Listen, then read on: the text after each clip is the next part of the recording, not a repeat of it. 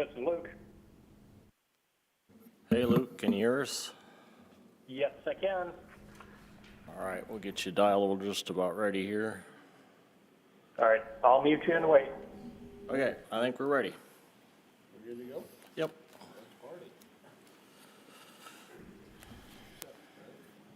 Yes.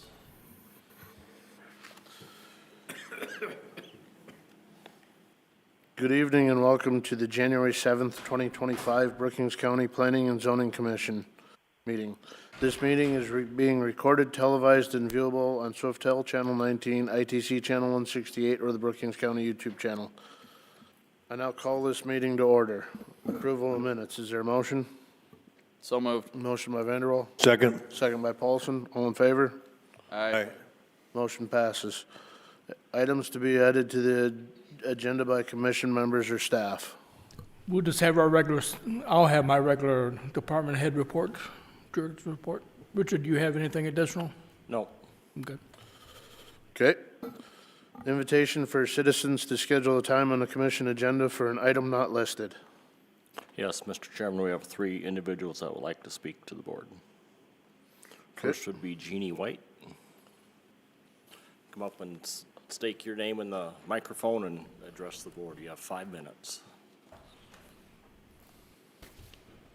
Good evening. I'm Janai White, and I'm from Aurora.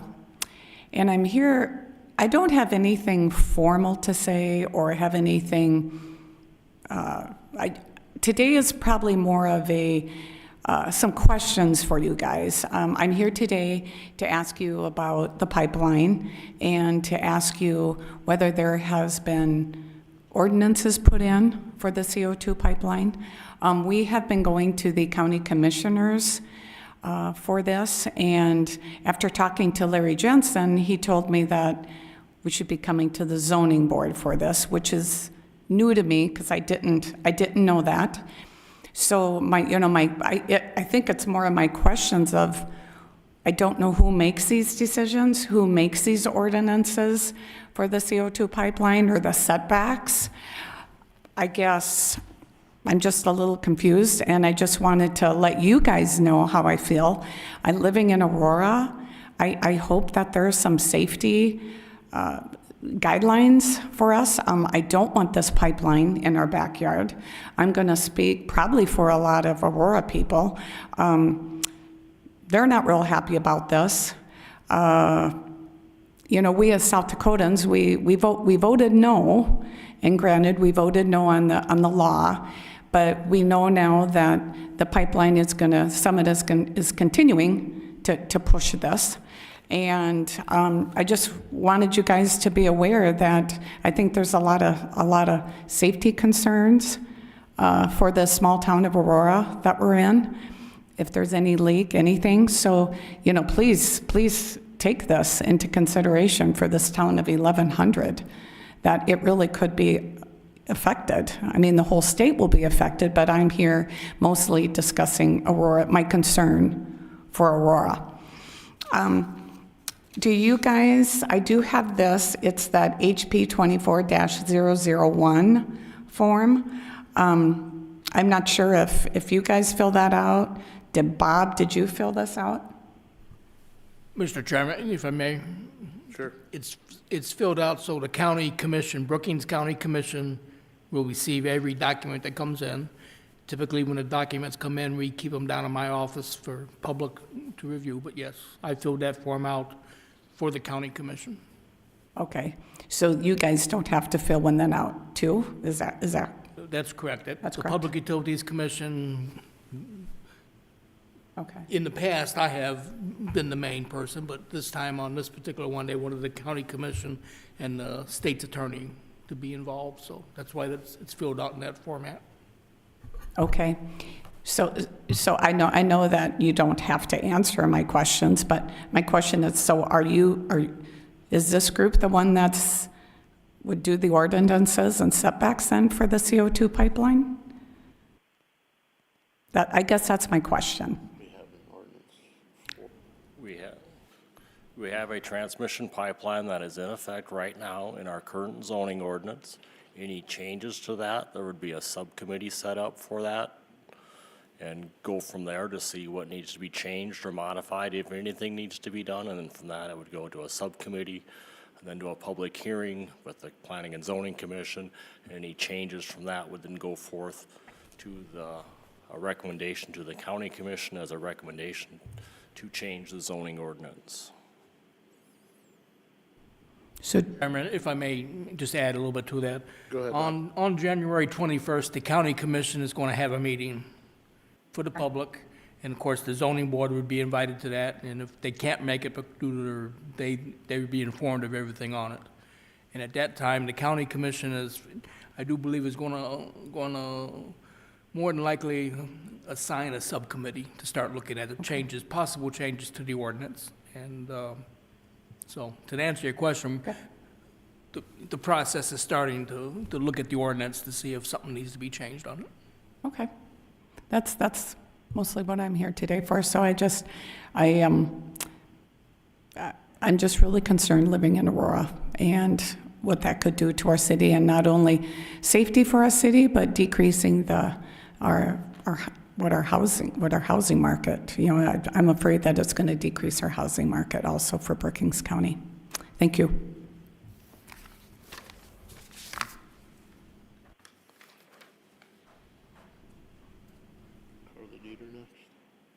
Yes, next we have Carla Dieter.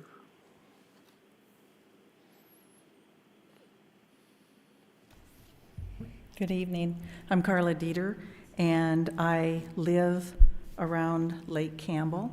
And Lake Campbell is an area that is going to be, my house is going to be within 1 mile of this proposed pipeline. And so I'm here to say that I am deeply concerned also about the proximity, again, to a populated area where people not only live, they live year-round, but we also have a lot of people that access the lake, come out and camp and fish and all kinds of recreational activities. So very concerned about that. I have pulled a research article from two professor emerituses, and if you're emeritus, you are retired and therefore not subject to maybe some pushback from a university, and they felt free to publish this paper. One is from Princeton, one is from Massachusetts Institute of Technology. And this isn't specific to pipelines, but it's specific to carbon dioxide and environmental changes and climate change, which is a climate, we're in a climate change hoax is what we're in. And I'm going to read just a couple of items from this, and I'm willing to either give you this copy or email each one of you a copy of this report.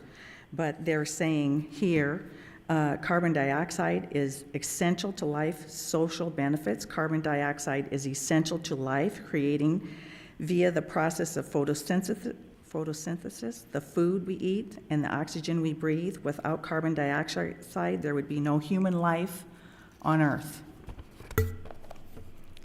And furthermore, increased levels of carbon dioxide in the atmosphere create more food for people worldwide, including more food for people in drought-stricken areas. Another issue is the consequences of net zero are disastrous. Corresponding to these benefits are the disastrous consequences that would flow from net zeroing fossil fuels and carbon dioxide and eliminating enormous social benefits they provide, including the disastrous consequences of eliminating 61% of the nation's electricity provided by fossil fuel power plants. And we already have the number of people worldwide who are moderately or severely food insecure is 2.3 billion, including over 900 million who face severe food insecurity. Another issue is that there is no risk that fossil fuels and carbon dioxide will cause catastrophic warming and extreme weather. All the models that predict catastrophic global warming fail the key test of the scientific method, and they grossly overpredict the warming versus actual data. There's a very detailed report here with graphs and the whole business, which is something that we need to be looking at, whether, I think this is a big corporate welfare project. And I know that a lot of people, local people, are worried that if we don't do something, that it will sink our ethanol plants. And this is really saying that this is not, that carbon dioxide is not an issue. So the other thing that I'd like to say is that Spink, Brown, and McPherson County Commissioners have done an outstanding job of protecting their citizens by passing ordinances that route this hazardous pipeline away from homes, cities, feedlots, hospitals, schools. These counties have not been swayed by the taxes this pipeline could possibly generate, and further Commissioner enticement of grant money to be used for anything. You have So- about 30 seconds remaining of Okay, your 5 minutes. so I'd like to have you also consider all of those issues and stand up and reject this pipeline project. Thank you. Thank you.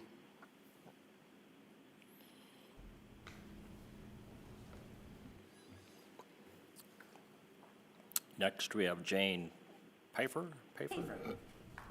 Good evening, lady and gentlemen. Thank you for your attentive consideration tonight. As someone who rounds up to 70, I'm old enough to have seen many new promising ideas and technologies come down the pike. And even though I'm close to 70, I still have my mind enough to remember the lessons learned from the vast majority of them when they fail to turn out as promised. I have 5 primary concerns for your evaluation, and I'm presenting them in ascending order. The first has to do with economics. Have you collaborated with local assessors to decide how they will proportionately reduce property taxes on our properties now that their value will be diminished from the pipeline? Will Summit Pipeline compensate each county for the loss in tax revenue that the property owners will be paying, or are we just to collectively swallow this tax injustice as yet another cost to those of us who live here in a state that's open for business? The second has to do with the environmental impact of sequestering. While I realize the end point of the pipeline is not located in South Dakota, you may think we don't need to be concerned with that. I would like to point out that since the Nuremberg trials, active participation in a detrimental project, or conversely, those who have passively allowed a detrimental project to continue, are legally culpable together with a primarily involved party. That makes all of us culpable. No matter what political party we're affiliated with here in South Dakota, I dare say the majority of South Dakotans tend to be true conservationists. We take care of the land. We value it, knowing what a gift it is, what it gives back to us. While sequestering over a mile deep sounds comforting, the reality of the issue is we can't possibly know what the true impact is of a plan to sequester hundreds of millions of metric tons of CO2. It's not only the Summit plan, it's also a Minn Kota Project Tundra plan that plans to sequester in North Dakota. What we do know is that Mother Nature doesn't like to be messed around with. It should be noted that according to the finding of the Global Carbon Capture and Storage Institute, the vast majority of the 22 existing carbon capture and storage implementations today, 16 are pumping CO2 underground to force more oil out of oil wells, 16 of the 22. Currently, only 4 locations are actively sequestering CO2. There are 2 in Norway, 1 under the Barents Sea, 1 in Canada, and 1 in Australia. Of these 4, none are anywhere close to sequestering the hundreds of millions of metric tons Summit claims will happen. The most recorded is 20 million, followed by 4 million, and then 1 says millions. 1 does not list any capacity whatsoever. A 5th was started down in Texas, but it's currently not operational due to economic considerations. What's fair to say is that Newtonian mechanics still apply. To every action, there is an equal and opposite reaction. I don't know, nor do you, how Mother Nature will react. Will the CO2 find fissures and slowly dissipate back into the environment? Will the CO2 contaminate freshwater aquifers? Will the carbon find its way into saline aquifers, forcing the brine closer to the surface? What happens if the pressure is just too much and there's a sudden massive emission? Surely someone somewhere is evaluating and assigning probability risk equations to this scenario. But in a fully transparent project, we'd see this information either on the summit site or on the PUC site. If there's nothing to hide, why is there no information about this available? The third concern has to do with the capability of a new company. Let's explore the likelihood that a new company team member's first ever project is to flawlessly design and build an extremely high-pressure pipeline, traversing thousands of miles with multiple junction points. If you read through the Summit Carbon Solutions website, that's pretty much how they present this endeavor. Easy, nothing to worry about. I worked extensively with product development engineers throughout my career, even with design verification testing, engineering verification testing, proof of concept modeling, and prototype builds. Even with the most rigorous attention has been paid to the specifications details fed into computer-aided design. You know what I've never seen happen? A perfectly executed, flawless first-time build. There's always a tweak needed somewhere. You or a have about 30 minuscule seconds remaining. Detail. Thank you, I'll keep going. For some products, it's not a critical path item. We've grown accustomed to software bugs being fixed in the next update. But I wonder if we're factoring in the pressure this startup will experience when they have a race against their draining wallet and completion time.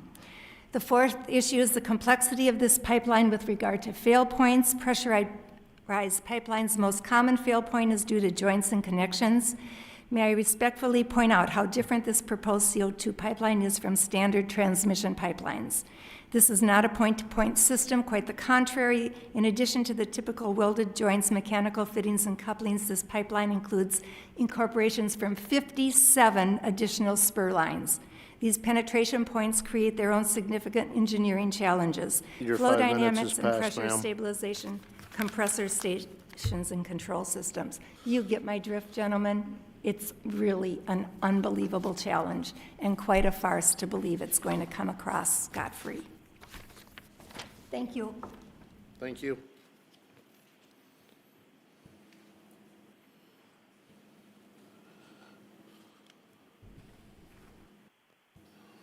Well, after that, we'll move on to the disclosure of conflicts of interest relationships with applicants or ex parte communication. Seeing none, we'll move on to approval of agenda. Is there a motion? So moved. Motion by Troyan, Second. second by Kleinjohn. All in favor? Aye. Motion passes. We'll move on to elections of officers for 2025. Richard, do you want to take over from there? Yes. Kyle, do you have a recommendation for a slated for chairman, for the nominating committee? Nominate Chad Ford for chairman.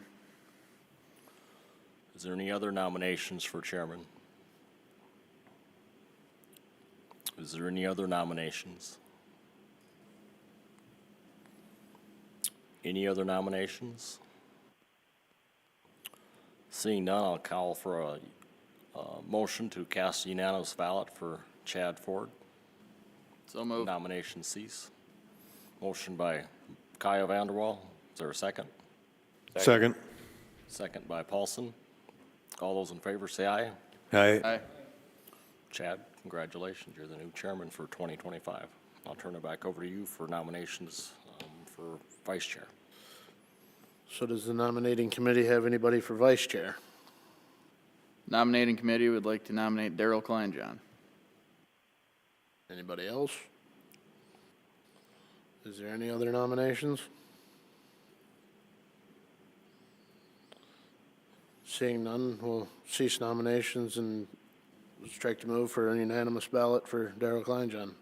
Is there a motion? So moved. Which one of you two had that? Was that Paulson? Paulson? Is there a second? Second. Second by Randy. All in favor? Aye. Motion passes. You good with that, Daryl? I guess so, if you don't mind me fumbling through it. You do just fine. All right, we will now convene as the Brookings County Planning and Zoning Commission. The Brookings County Planning and Zoning Commission is a 9-member commission whose function is to recommend approval or disapproval of land use plans, zoning ordinances, subdivision plats, and amendments thereof to the Brookings County Commission. The commission makes its recommendation based on the adopted comprehensive plan for the physical development of the unincorporated areas of Brookings County. As a matter of policy, all motions are made in the positive. After a motion has been moved and seconded, it is open for debate. Those supporting the motion shall in turn give their reasons. Those opposing the motion shall then offer their reasons. After everyone has been given a chance to be heard, the commission shall recommend approval or disapproval based on the testimony and information presented. The simple majority vote of a quorum of members of the Planning and Zoning Board in attendance is required to forward a recommendation.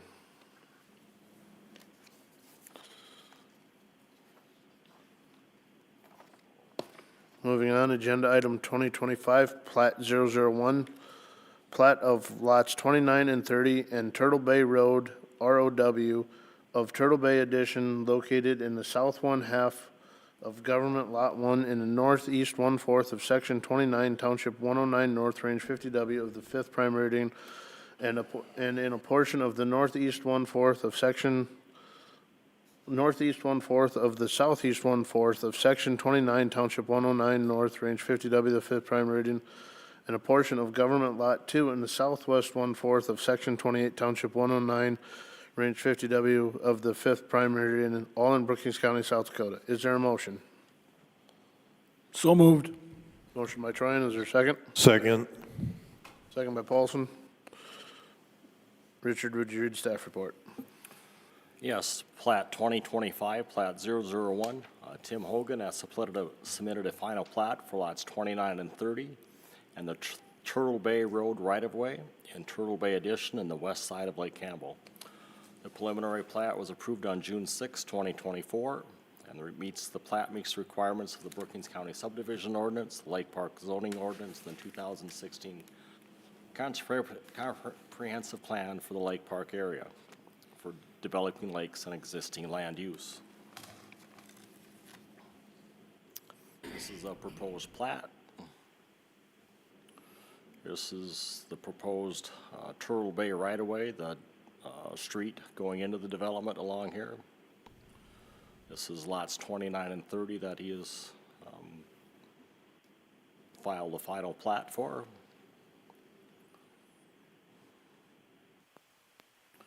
This is the proposed plat on the Beacon map overlay. Comes up here. This is the road going in to the development area. This is the northwest side of Lake Campbell. This is where lots 29 and 30 would be located. This is a preliminary plat that was approved on June 6th, 2024. Here's lots 29 and 30. Shows the road proposed road at that time. This is the road coming down to the township road right here. That would be the entrance to that, which would be a township road in time. This is the Beacon map showing the property the way it is right now. On that quarter, comes up here, up in this area, and this little strip right in here. That's all that I have, and the applicant is not here this evening. Thank you, Richard. With the applicant not here, we'll move to the public hearing portion. Is there anybody in the audience that is for this? Seeing and hearing none, is there anybody in the audience that is opposed to this? Can I make a point that the new pipeline goes to the west of this? And if you were to, Ma'am, would you please come up to the microphone? yes, Thank you. thank you. If you would overlay the Summit Carbon new pipeline route that they submitted right before Thanksgiving, it drops down to the west of this within a half a mile. So the fact that you don't have an ordinance in place and you're approving new residential homes to be within that territory that you might have an ordinance amended to in the future seems somewhat backwards to me, for lack of a different perspective. And I don't have the existing map on me. I could find it on the website if you're curious about the actual dimension and proximity to this proposed residential community. But I would think that it would behoove you to think long and hard before you add a new residential community in close proximity to a high-pressure CO2 pipeline. I'm just encouraging you to think it through so you're not trying to fix something after the fact. Thank you very much. Is there anybody else opposed to this?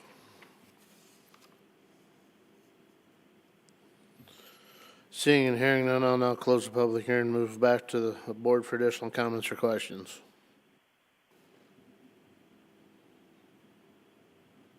Seeing and hearing none, Richard, would you call the vote? Yes, Commissioner Vanderwall, Aye. Paulson, Aye. Kleinjohn, Aye. Clark. Kyle Vanderwall, Aye. Neil Troyan, Aye. Jensen, Yes. and Ford. Aye. Motion passes.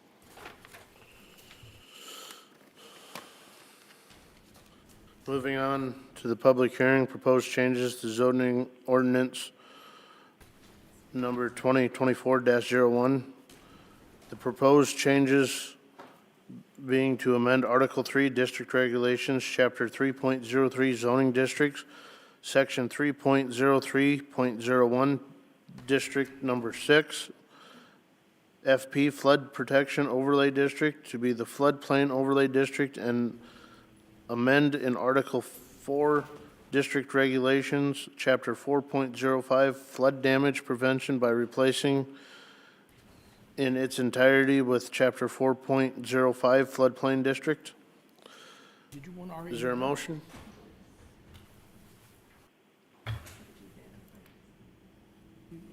So moved.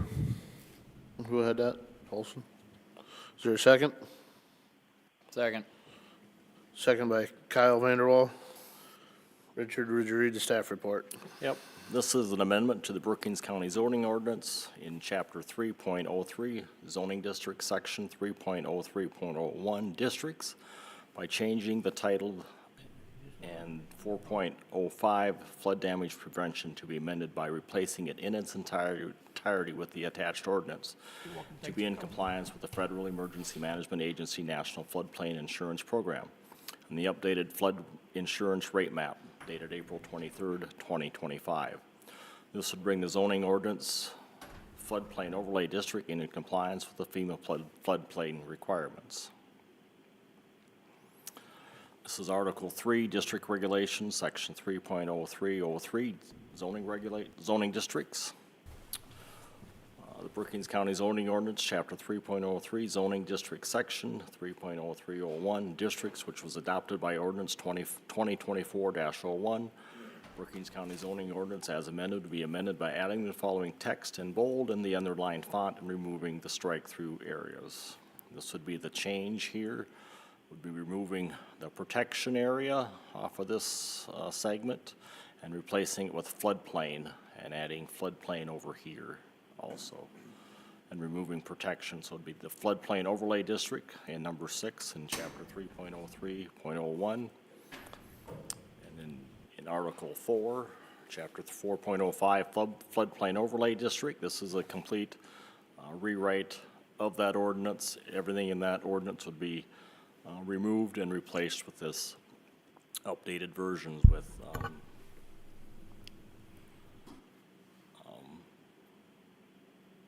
You might let Luke speak if you'd like. Yep, I just forgot, what's all the glossary words, all the terms and up the front, I just lost my mind here. Anyway, Luke, do you want to speak to this? Definitions, there you go. Sure, I will here. This, as your staff has mentioned, As your staff has mentioned, this is a requirement of the federal government to update your floodplain regulations. And what staff has proposed here is exactly what the Federal Emergency Management Agency has recommended that your county adopt in order to remain compliant with their requirements as a matter of policy. So it's not a federal law. It is one that is required to be compliant in many, many cases, and they do not have wiggle room. So that's to say, you don't have wiggle room, board. And so they come with a very strong recommendation from the federal government and from our office, who's worked with over a couple dozen communities already in adopting similar language. That's all I've got. Thank you, Luke. Anything more? Do we open a public hearing on it? Yes. I have nothing more to add. This would be the time for open up the public hearing for the We'll public now open the input. public hearing. Is there anybody in the audience that is for this? Thank you. Seeing and hearing none, is there anybody in the audience that is opposed to this? Seeing and hearing none, I will now close the public hearing portion. Is there any additional comments or questions from members of the board? Do we vote on this, right? Seeing and hearing none, Richard, would you call a vote? Yes, Paulson, Aye. Kleinjohn. Aye. Clark. Kyle Vanderwall, Aye. Troyan, Aye. Jensen. Yes. Commissioner Vanderwall, Aye. Anfort. Aye. Motion passes. Moving on, agenda item 11, department reports. Yes, sir. First of all, the county commission did approve your $75 meeting fees plus mileage for the year. And Commissioner Vanderwall has been appointed as the zoning board commissioner. And he's also the liaison for the planning and drainage side of the house. And Larry Jensen's the liaison for the emergency management side of the house. January 21st, the county commission is having a public hearing session, or a public hearing, I guess, is what they're referring to it as, on the carbon capture pipeline.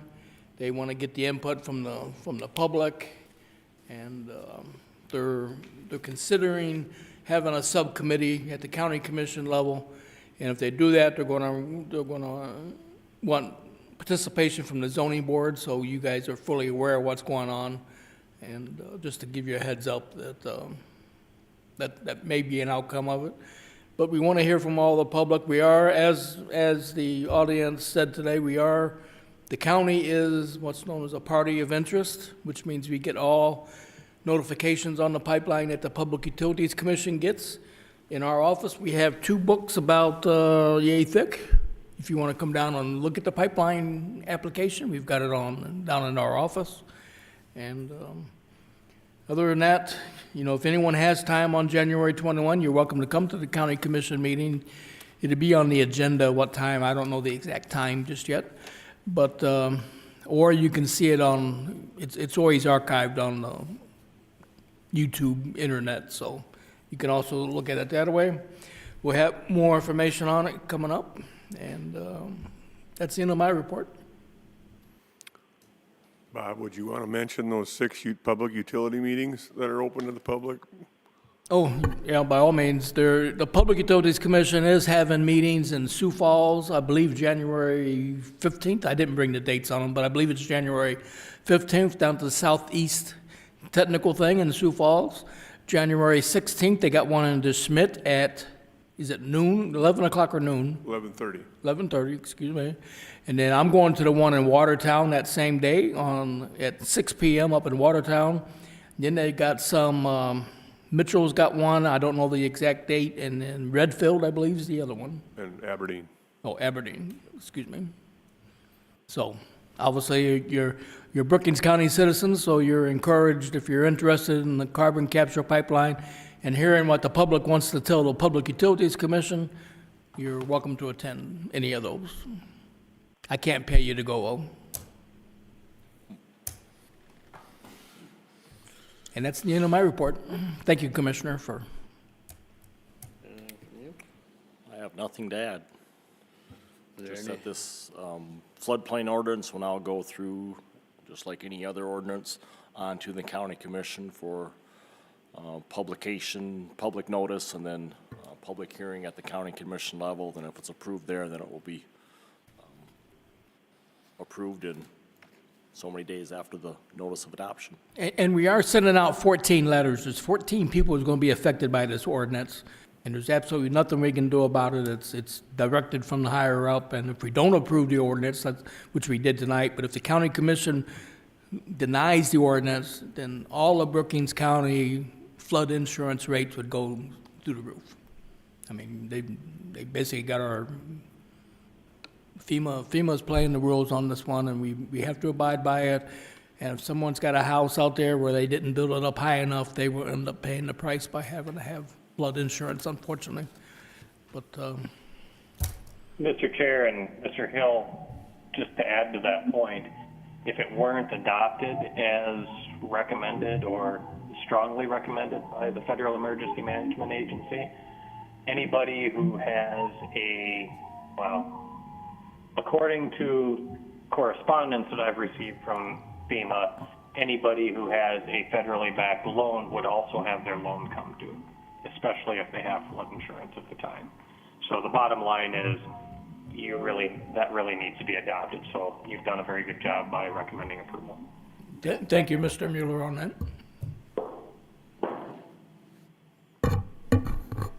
And the county commission does think the zoning board's doing a good job. Otherwise, trust me, they would have cut that $75 down. So, hang in there. Should have made it more. That concluding department reports. Any need for an executive session? No? No, sir. Motion to adjourn? Motion by Jensen, second. Second. Second by Commissioner Vanderwall. All in favor? Aye. Meeting adjourned. See you, Luke.